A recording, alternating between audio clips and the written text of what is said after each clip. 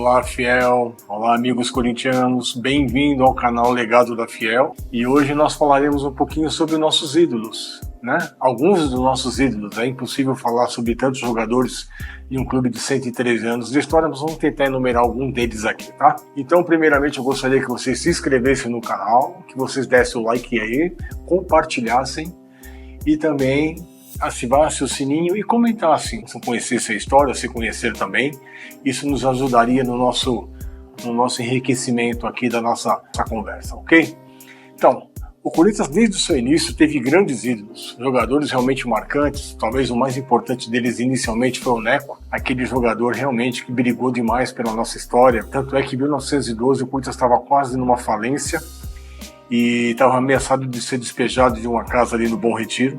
O senhorio trancou a sala, trocou a fechadura e disse que enquanto o Corinthians não tivesse efetuado o pagamento, aquilo ficaria penhorado. O que acontece? Neco se reúne com algumas outras pessoas, como ele era muito miúdo, tinha na época apenas 17 anos, ele entra pela janela dessa casa e tira tudo aquilo que tem de valor lá de dentro e leva para sua casa lá no Bom Retiro. E lá fica por algum tempo. Depois o Corinthians faz o pagamento dessas despesas, né? Ele cumpre com os seus compromissos, mas essa foi a primeira atitude que ele tomou. E a segunda foi quando ele pegou do próprio bolso e comprou a segunda bola do Corinthians. A primeira foi ganha e a segunda foi ele que doou para o Corinthians, um jogador de uma importância muito grande, tanto é que o primeiro busto aqui no Parque São Jorge é dele, de 1929.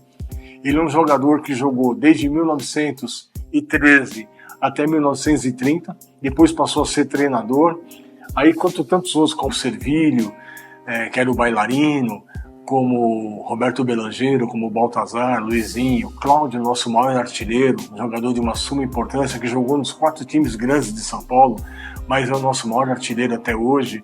Teleco, que é um jogador que fez mais gols do que jogou, em média ele tem mais gols do que jogos pelo Corinthians, um jogador espetacular que até há pouco tempo atrás, há uns anos atrás, tomava conta dos nossos acervos de troféus aqui no Parque São Jorge, um jogador que veio na época do Paraná, o nome dele é Uriel Fernandes, poucos conhecem ele como Uriel Fernandes, mas é o Teleco. Eu queria falar um pouquinho a parte sobre o Roberto Rivelino. Roberto Rivelino, ele veio no momento mais difícil do Corinthians, quando o Corinthians já estava há 10 anos sem ganhar o campeonato, quando ele surge no Parque São Jorge através de uma peneira, trazido então pelo técnico, o seu Rato, ele trouxe, pediu que ele viesse. Ele já tinha feito um teste no Palmeiras e pediram para ele aguardar, e o técnico na época era o Mário Travalini, então ele ficou meio com bronca disso e veio para o Parque São Jorge, aqui se consagrou. A sua primeira partida foi em 1965 com o Santa Cruz, lá no Recife.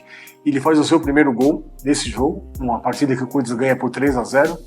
E curiosamente, o Rivelino, ele faz o primeiro gol do Corinthians no Campeonato Brasileiro de 1971. Tem um Rivelino que marca o seu primeiro gol com a camisa do Corinthians contra o mesmo Santa Cruz, no mesmo estádio, Estádio dos Aflitos, no Recife. Não era no Mundão da Arruda, e sim no campo onde hoje é o campo do Esporte Clube Recife. O Rivelino ficou marcado por ser um jogador que passou pela nossa história, que montou uma geração de torcedores por causa dele. Muita gente ia assistir os jogos do Corinthians no Pacaembu, aqui no Parque São Jorge, do Aspirantes, porque ele era o jogador mais importante, apesar de não ser do time principal, era o jogador mais importante da época.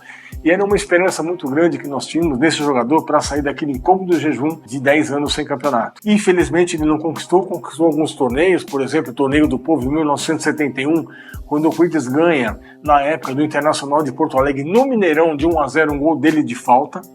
Ele ganha o torneio lá do Natel também, em cima do Palmeiras, de virada. O Palmeiras fez o seu gol com o Milton, centroavante que veio do México. Empata com o lance e vira com um gol de fora da área de Rivelino no canto esquerdo do goleiro Leão. E então ele tem alguns títulos, sim. Ele ganha a Costa do Sol na Espanha, do Barcelona. Ele ganha o Torneio de Atlântico em 66. Ele ganha a Taça de Nova York em 1968 também. Ele ganha o Torneio de Recife em 1966. Então, alguns torneios ele ganha. Em 62 ele ganha a Taça São Paulo também. Coincidentemente, nesse jogo, o Corinthians ganha do Santos. E que quando eu disse para vocês na época do Tabu, que era no Campeonato Paulista, de fato, porque o Santos entre 58 e 68, ele ganha 3 partidas do Santos, mas fora do Campeonato Paulista. Então isso não valia como quebra de tabu, né? O que valia era o Campeonato Paulista. Então o Rivelino ele se despede em 74, infelizmente com uma derrota contra o Palmeiras de 1-0, no dia 22 de dezembro de 74, quando o Corinthians perde o título. Então ali foi uma decepção muito grande, 20 anos sem título, ele acaba sendo injustiçado e mandado embora. Mas com certeza, aqueles mais antigos que estiverem assistindo esse nosso canal, vai se lembrar desse grande jogador, desse grande ídolo, desse grande ícone que foi o Rivelino, que jogou 474 partidas pelo Corinthians e fez 144 gols. Talvez um dos maiores da nossa história. E também Sócrates, aquele jogador que fez a torcida do Corinthians pensar, mudou um pouco o comportamento da nossa torcida, o mentor e o chefe da democracia corintiana. Então é muito difícil falar sobre todos os ídolos, né? Hoje nós temos o Cássio aí, o segundo jogador que mais vestiu nossa camisa, já ganhou 10 títulos com a camisa alvinegra e com certeza no futuro também terá seu busto aí. E sobre os bustos, eu brevemente farei um vídeo para nós, um programa para nós, contando a história dentro do Parque São Jorge, daqueles ídolos que estão lá já imortalizados em seus bustos, dentro do nosso coração, dentro da nossa história. Então, para vocês que assistiram esse canal, espero que tenham gostado, espero que tenham curtido. Se curtiram, cliquem aí no curtir, se inscrevam no canal, compartilhem, comentem e não esqueçam de ativar o sininho. Perfeito, amigos? Então, até um próximo episódio. Bom dia para vocês. Um abraço a todos.